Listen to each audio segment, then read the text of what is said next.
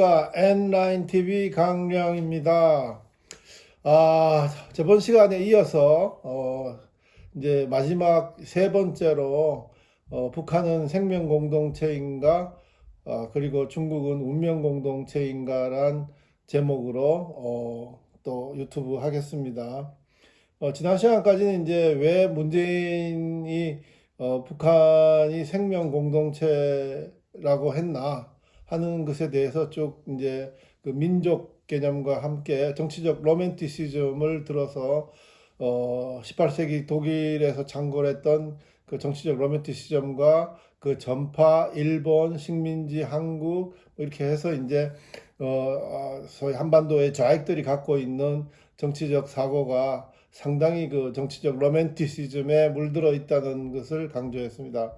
이제 왜 문재인이 중국에 대해서는 운명 공동체라고 2019년에 가서 얘기를 했는데, 보통 이제 운명 공동체도 생명 공동체와 같이 하나의 개체로서 삶과 죽음을 같이 하는 뭐 그런 어떤 동지적 또는 뭐 피로 맺어져 있는 어떤 그 혈연적 관계가 중요되지 않겠습니까?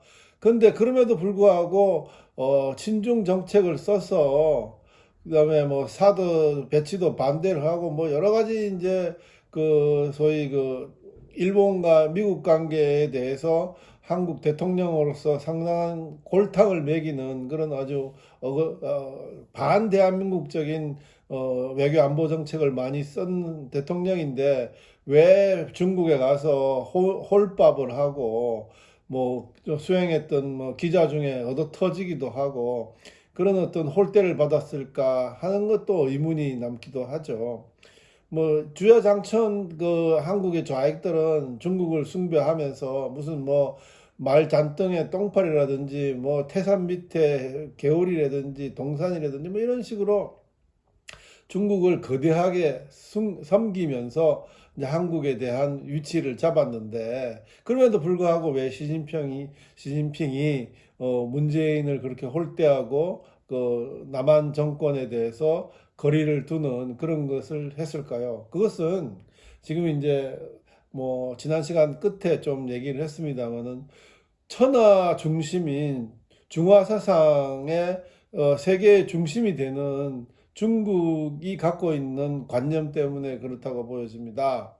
왜냐하면 조선이나 한국이나 북한이나 일본이나 중국 입장에서 볼 때는 다 속국들이에요.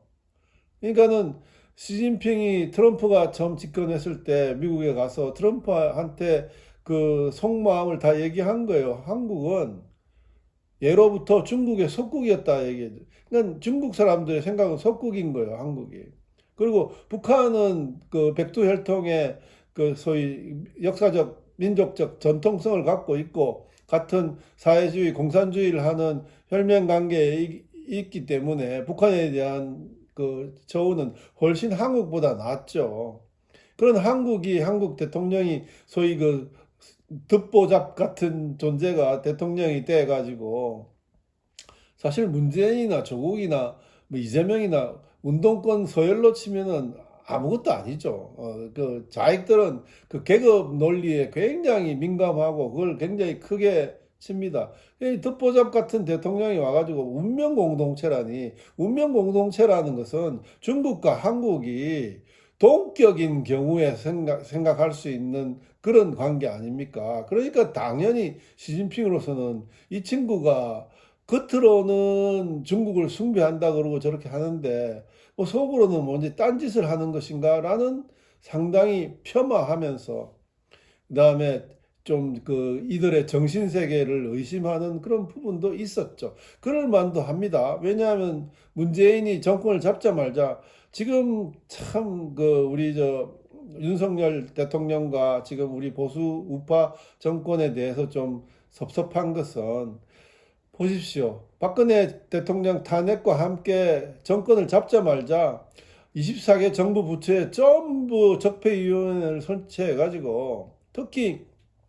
권력 부처, 그러니까는 이 자유민주주의 열린 사회에서는 국민이 선출한 대통령에 대해서는 그 정부 부처 중에 그 대통령을 결사옹호하는 소위 권력 부처들이 있거든요. 그 예를 들면은 국정원, 국방부, 검찰, 경찰, 행안부 뭐 이런 부서들입니다. 이런 부서들은 국민이 뽑은 대통령을 결사옹위하는 그런 능력, 그런 어떤 조치를 갖고 있는 거예요. 근데 그 문재인 정권이 들어서자마자 청와대 중심으로 어떻게 했습니까? 특히 권력 부처에는 완전히 적폐위원회를 설치해가지고 그 적폐위원회 하에서 거의 그 권력 기능을 뭐 완전히 180도 바꾸는 그런 조작을 하지 않았습니까? 그래서 지금도 이제 굉장히 어 소위 보수 우파 정권으로 넘어왔음에도 불구하고 지금 엄청나게 많은 시련을 겪고 그리고 그렇게 해서 반대한민국적 정책으로 대한민국을 굉장히 훼손시켜 놨는데도 불구하고 윤석열 정권이 제대로 그에 대한 응징을 못하고 있고 오히려 지금 뭐 이제 며칠 있으면 뭐 또 이 저 더불어민주당 이재명 잔당들이 이 사람들을 선동해가지고 광화문과 종로 뭐 이런 데서 이제 윤석열 정권 탄핵 시위를 한다고 하니까 이건 또 이제 지금 분위기 자체가 지금 한번 보십시오. 지금 그 뭐 명태균이라는 이상한 작자를 이제 끌어들여서 지금까지는 뭐 그 뭐 명품 뭐 선물 그 한 그 저 최재형 목사입니까? 그 완전히 간첩이죠. 그 친구 농락 그다음에 뭐 그 뭐 도이치 모터 이거 해봐야 사실 그게 어떤 뭐 국가 탄핵을 할 만큼의 그 문제가 되는 일들이 전혀 아니죠. 근데 이제 명태균이라는 그 이상한 사람의 이제 그 연관을 엮어서 꼭 그 최순실과 박근혜 대통령 탄핵과 같은 비슷한 분위기로 지금 몰고 가고 있습니다. 그리고 이제 북한군이 우크라이나에 이제 러시아 쪽으로 참전을 해가지고 지금 12,000명이 지금 그 북한 어 저기 우크라이나 북부에 이제 그 젤렌스키가 점령했던 그 그린스키 쪽에서 지금 전투를 벌일 모양인데 거기에 대해서도 무슨 그 규탄하는 얘기는 하나도 없고 그냥 뭐 거의 그 친 김정은 친북 또는 친러 쪽으로 기울어 가지고 우리 윤석열 정권이 전쟁을 획책한다고 그러면서 그 전쟁 분위기를 만들어서 또 뭐 계엄령을 한다는 그 이상한 그 정신 세계가 거의 그 뭐 정상이 아닌 인간들인데 뭐 그걸 뭐 일일이 다 얘기할 수는 없고 뭐 그렇게 이제 또 얘기하다 보면 이제 또 이게 뭐 얘기가 좀 삐딱하게 갑니다. 그래서 이 정도로 하고 그래서 이제 그런 상황에서 문재인 정권이 한 게 뭐냐면은 민정수석 조국을 시켜가지고 소위 헌법 개정을 시도하지 않았습니까? 그러니까 뭐 이제 소위 그 좌익들은 일단 소위 그 민주 집중제라고 그 레닌이 강조했던 일단 국민으로부터 선택을 받았으면 그 선택을 명분으로 완전히 독재를 하는 겁니다. 그러니까 청와대 비서실 중심으로 완전히 독재가 이제 이루어졌죠. 이랬는데 민정수석, 청와대 민정수석인 조국을 앞세워 가지고 자유를 뺀 헌법 개정을 한답시고 이제 난리를 치지 않았습니까? 만약 그 헌법 개정이 됐으면 이제 내부적으로는 완전히 누르기에 들어가는 거죠. 외부야 어떻든 간에 이 친구들의 생각은 이제 내부만 바꿔가지고 내부 헌법을 개정해서 합법적으로 자기가 권력을 잡고 자기네들이 권력을 잡고 그렇게 해서 이제 사회주의 독재를 할 경우에는 그 누구도 우리들한테 덤빌 사람이 없을 거라고 판단한 거죠. 근데 그러니까 이 친구들의 맹점은 뭐냐면 한반도가 4대 강대국으로 둘러싸여 있는 국제 정치에 가장 그 민감한 지정학적 그 영향력을 받고 있는 장소라는 것을 생각도 못 하는 거예요. 그러니까 국제 정치적 감각은 제로 상태에 가깝다고 보여지는 거죠. 그러니까 무조건 뭐 밖에 어떻게 하든 주권을 내세워서 안만 뒤집어 엎으면 혁명을 하면 뭐 그대로 누르기 들어가면 아마 성공할 것이다 이렇게 생각을 한 것이죠. 근데 아무튼 그렇게 되자 이제 소위 그때부터 이제 광화문에 태극기 세력들이 나왔고 그 태극기 세력들이 몇 년을 3년 이상을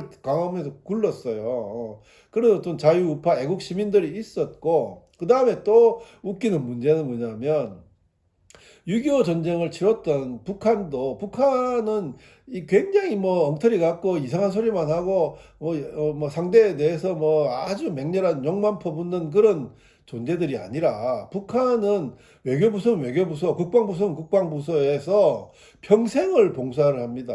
저는 이제 국가안보전략연구원에서 이제 하는 기능 중에 하나가 북한에서 고위급에 있던 탈북자들이 오면 그 탈북자들을 국가안보전략연구원에서 수용해서 국가를 위해서 봉사할 수 있도록 자리를 만들어줍니다. 그래서 이제 고위 탈북자들을 많이 만났는데, 그 내공이 대단합니다. 특히 외무성 출신들은 평생을 외무성에서 소위 유일사상, 김일성 주체사상, 김일성의 이제 온전한 그 세계의 그 영도자로서의 기록을 남기기 위한 줄기찬 노력으로 예를 들면은 뭐 말도 안 되는 어떤 대한 그 통일정책 전술을 만들으라. 근데 잘 안 되죠. 그러면 이제 뭐 강압적으로 어디 호텔 같은 데 넣어가지고 그냥 뭐 한 열흘, 20일을 만약 아이디어가 안 나오면 그냥 굶어 죽일 정도로 그렇게 닥달을 친대요. 그러면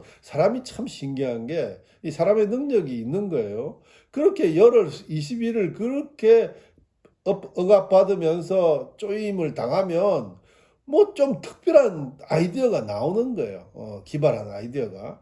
근데 이 친구들은 그 기발한 아이디어가 수십 년 동안 쌓여 있는 거예요. 우리처럼 정권 바뀌면 일로 가고, 정권 바뀌면 절로 가고, 그리고 이제 이거 했던 사람이 또 딴 거 하고 이렇지 않습니다. 한 우물만 파는 거예요. 그래서 대외 정책, 외교 안보 정책, 그 다음에 국제 정책에 대한 감각, 이게 사실은 솔직히 말하면 우리 한국보다 훨씬 낫습니다.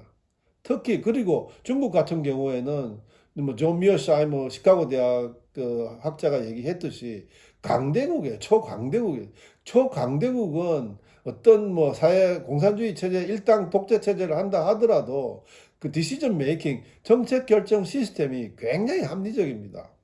나름대로 그 여러 가지 이제 고려를 할 것을 다 고려하고 그렇게 해서 소위 엘리트 그룹들이 모여서 이제 정책 결정을 하는 거죠. 그러니까는 북한의 김정은이나 중국의 시진핑이 보기에 아니 이 친구들은 자랑스럽게 우리가 이제 한국 내부를 혁명으로 디빈다고 이제 자랑스럽게 얘기를 하는데 그게 자기네들이 뒤집는다고 뒤집혀지는 게 아닙니다. 왜냐하면 우리가 갖고 있는 동맹관계에 미국이 있고 그 다음에 일본이라는 또 지정학적 세력이 있고 그 다음에 뭐 중국하고 북한만 생각합니까? 러시아도 입장이 다를 수가 있는 거예요. 그러니까 국제 정치가 아주 복합적으로 다양하게 펼쳐지고 있는 한반도에서 이 친구들이 갑자기 혁명을 한다고 그러니까 시진핑과 김정은이 문재인을 말렸어요. 도대체 정신이 있는 사람이냐 없는 사람이냐. 왜? 만약에 헌법을 개정해가지고 진짜 뭐 사회주의 공산주의 쪽으로 해서 한국이 그렇게 변화를 한다면 뭐 가능성이 없죠. 일단 한국은 지금 산업국가에 진입했기 때문에 근대적 산업국가라는 것은 어마어마한 정치적, 철학적, 이념적, 시민사회적 이런 그 역량이 대단한 겁니다. 이걸 뭐 지금 설명할 수는 없는 건데 그렇게 된 산업사회가 한 번에 뒤집어지지는 않죠. 근데 이 사람들은 그렇게 생각을 했어요. 단순 무식, 그냥 아는 게 별로 없는 거죠. 그러니까는 자기네들이 잘한다, 자기네들이 앞서간다, 자기네들이 디빌 수 있다고 이제 자랑을 해대니까 김정은이나 시진핑이 혀를 찼어요. 저 진짜 무식하다 그러고. 왜? 그렇게 뒤집어진다 하면 바로 일본하고 미국 세력이 들어오죠, 한반도에. 그러면은 어떻게 됩니까? 또다시 한반도가 강대국들의 각축전이 되고 전쟁이 날 수 있는 확률도 굉장히 높아지는 거죠. 그러니까 그런 걸 모르는 거예요. 지금도 그래요. 지금 뭐 우크라이나에서 지금 북한이 들어가는데 들어오면 이재명을 해가지고 뭐 이상한 뭐 주술사가 어쩌고 저쩌고 이런 뭐 말도 안 되는 반지성주의적인 아주 무식한 그런 얘기들을 하고 있는데 그 정도밖에 안 되는 인간들입니다. 그러니까 오늘 이제 뭐 또 책을 또 여러 권 갖고 왔는데 중국 얘기를 하려다 보니까 이제 소위 키신저를 빼놓을 수가 없어요. 그 키신저 저서가 이제 제가 갖고 있는 게 지금 온 차이나가 어디가 있는지도 찾을 수가 없네요. 이게 이제 키신저의 박사학위 논문이자 대작입니다. 그러니까는 이제 그 냉전 중간 정도까지 헨리 키신저가 쓴 디플로머시입니다. 디플로머시 외교라는 책이죠. 이제 이게 이제 그 뒤에 키신저가 쓴 모든 소위 그 국제 관계 또는 뭐 국제 안보 또는 국제 정치에 관련된 그 저서들의 기본이 되는 이 뭐냐면은 디플로머시의 가장 핵심적인 주제는 바로 밸런스 오브 파워입니다. 강대국 간의 힘의 균형, 힘의 조정 이런 거죠. 평생을 키신저는 이 밸런스 오브 파워를 위해서 그렇게 외교 정책을 폈던 사람입니다. 이거 이제 전번 시간에 얘기했던 이제 화이트 하우스 이어스 이건 뭐냐면은 소위 그 키신저가 국무장관으로 전 세계를 누비고 활동할 때 쓴 자신의 일기 같은 얘기들입니다. 아주 뭐 방대한 저서를 썼죠. 그리고 이제 뭐 여러 가지 책이 있는데 그 다음에 2011년에 제가 지난 시간에도 얘기했지만 온 차이나라는 걸 써서 중국에 대한 자신의 기록을 쫙 남겼는데 뭐 서두가 중국은 참 특별한 국가다라는 걸로 하는데 근데 이제 요게 이제 마지막 저서입니다. 이 키신저 이거는 월드 오더라는 헨리 2014년에 이제 이걸 썼는데 지나간 자신의 그 저서를 다 참고해가지고 그 나름대로의 정리를 다 마친 거예요. 그러니까 자기 나이도 있고 그 다음에 이제 거의 뭐 이제 헨리 키신저가 돌아가신 지 뭐 얼마 안 되잖아요. 100살을 넘었어요. 그러니까 참 그 부러운 존재예요. 그냥 100살이 넘게 살면서 돌아가시지 몇 달 전까지 아주 열성적으로 일을 하고 했는데 하나 이제 좀 하나 저는 이제 중국을 반중국 중국 공산당을 타도해야 된다는 입장에 있는 학자이기 때문에 하나 또 우려스러운 부분은 뭐냐면 제가 국가안보전략연구원에 있을 때 이제 그 미국 CIA 퇴직한 사람하고 뭐 이스라엘의 모사드 퇴직한 사람 또는 미국의 이제 국방대학이나 해군대학 이런 교수들을 모시고 비공개 토론을 하는데 그때 당시에 이제 그 소위 중국이 너무 이제 거세게 덤벼드니까 이제 태평양을 미국과 가르자 그러고 뭐 신형 대국 관계를 얘기하고 대국 굴기를 얘기하고 시진핑이 이제 그랬습니다. 등소평 얘기를 안 들었잖아요.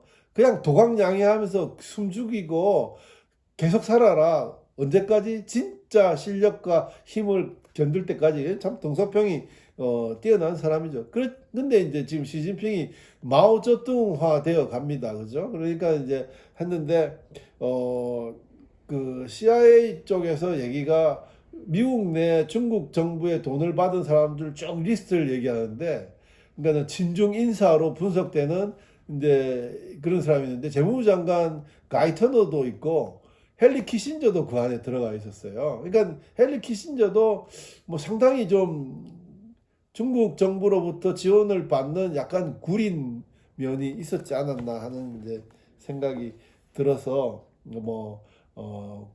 이제 제가 하는 얘기가 학술적인 얘기이기 때문에 이제 소위 그 내면적으로는 키신저에 대한 저의 생각이 조금 그런 면도 있다는 것을 참고해 주시면 감사하겠습니다.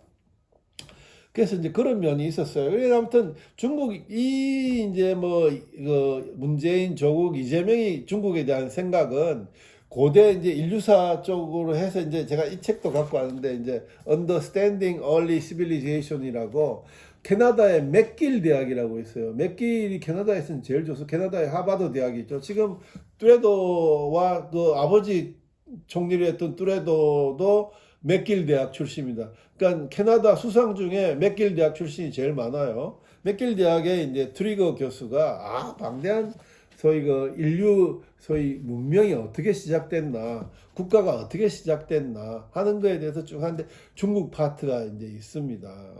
그러니까 지난 시간에 중국에 대한 약간의 이제 그 멘트를 했기 때문에 더 이상 얘기는 안 하고, 더 이제 상세하게 중국에 대해서 잘 된 거는 쇼펜하이머의, 이것도 이제 책이 어디 있는지 찾을 수가 없는데, The Origin of State, 국가의 기원이라는 게 있습니다. 여기도 이제 소위 중국이 쭉 해왔던 역사에 대해서 여러 가지 이제 정서를 많이 얘기하고 있습니다. 뭐, 지금 양아치 좌익 그 문재인, 그 조국 그 이재명은 이런 건 몰라요. 그러니까 이제 중국은 한마디로 얘기를 하면 소위 그 중국이란 땅덩어리 내에 북방에 이제 유목민족이 쳐내려와서 일부 동화가 돼갖고 지배청이 되고, 그 다음에 그걸 못 견뎌서 또 올라가서 또 유목민을 하는 사람이 거기서 세력을 키워서 또 쳐내려오고, 동화되고, 또 올라가고, 또 쳐내려오고, 동화되고, 한 게 지금 쭉 청나라까지 이어지는 중국의 역사입니다. 그러니까 이제 또 이제 그런 과정에서 이제 중국 사회 자체가 이론론이기 때문에 이제 소위 이원론, 이론론도 뭐 이런저런 얘기가 많은데, 제가 이제 그 좀 간략하게만 제가 생각에 있는 중심적인 얘기를 하면은, 히랍의 그 소크라테스가 얘기했지 않습니까? 자신은 소위 다이몬의 소리를 듣는다, 양심의 소리를 듣는다. 그래서 만약 마지막에 사약을 받고 소크라테스가 죽을 때 그렇잖아. 나는 이제 간다. 여러분들은 남아있지만 나의 죽음을 슬퍼하지 마라. 나는 죽어서 지난 내가 좋아했던 오랜 그 성인들을 만날 것이고, 나 영혼은 빛으로 돼서 세상을 여행하면서 또 새로운 세계로 넘어간다. 이게 이원론이거든요. 그 제자인 플라톤이 받아서 소위 이데아론을 펼쳤지 않습니까? 그 플라톤의 이데아론이, 물론 아리스토텔레스가 이제 현실주의로 플라톤에 대한 반박을 했지만, 결국 아리스토텔레스도 결국 마지막에는 플라톤의 이데아론으로 들어갑니다. 그걸 부정할 수 없는 사실이라는 걸 인정하고 그래야 하는데, 그러니까는 그 플라톤의 이데아론이 이제 소위 뭐 세인트 어거스틴 이제 교부 철학, 기독교하고 연합이 돼서, 그 다음에 이제 토마스 아퀴나스의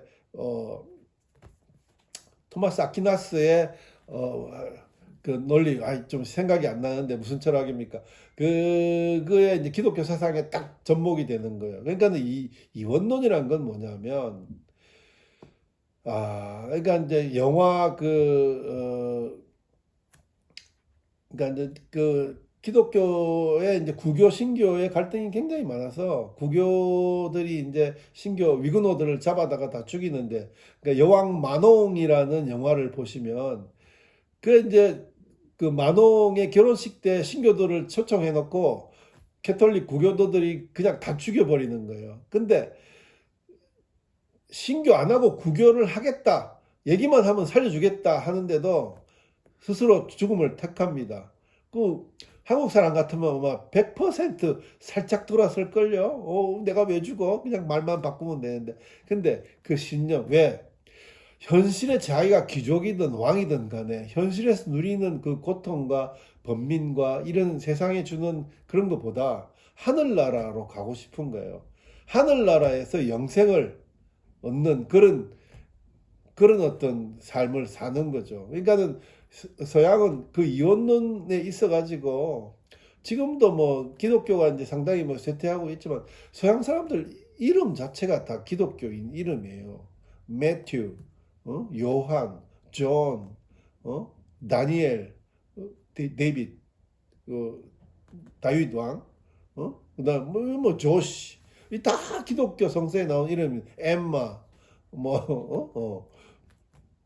그러니까는 사고 자체가 굉장히 이원론적이에요. 근데 중국을 위시한 아시아의 사고는 뭐 이론론적이에요.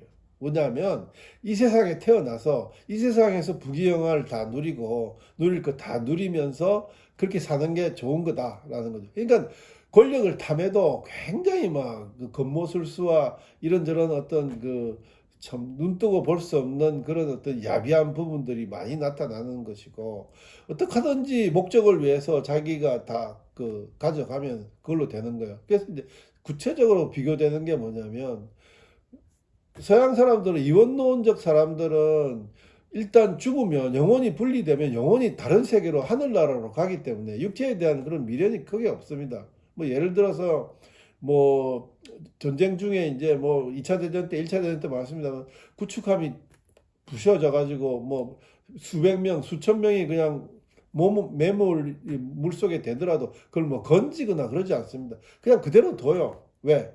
그 죽은 사람들의 영혼은 하늘로 가기 때문에 그런 거예요. 근데 우리 같은 경우는 절대 안 그러죠.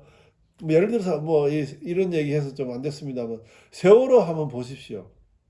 다 끄집어내 가지고, 그러니까 왜냐하면 우리는 죽은 사람의 시체에 영혼이 깃들어 가지고 그다음에 그 사람이 쓰던 물건과 이런 것들도 다 영혼이 깃들어 가지고 그게 다 있다는 거예요. 그러니까 그걸 이제 꺼내 가지고 뭐 하는 거, 그만큼 뭐 이제 그 이 현세적인 욕심, 현세에서 뭔가 입신양면하고 부귀영화를 누려야 되는 이런 생각 때문에, 그러니까는 명예나 소위 정직, 정의 뭐 이런 게 좀 굉장히 결여되는 거예요. 지금 한번 보십시오. 물질주의 빠져가지고 아니 공동체가 어디 있습니까? 뭐 자기 먼저 차려 먹으면 저거고 뒤통수 치고 비열하게 뭐 이렇게 뭐 투기해가지고 뭐 투기 심리가 지금 뭐, 그러니까 이제 그리고 또 지 마음대로 내로남불 자화자찬, 아시타비 니는 무조건 내가 다 옳다, 이 다 반지성주의거든요. 이런 상황에서 뭐 어떤 정의를, 어떤 정직한 사회를, 공동체를 만들겠습니까? 지금 정치가들도 다 그러는 거예요.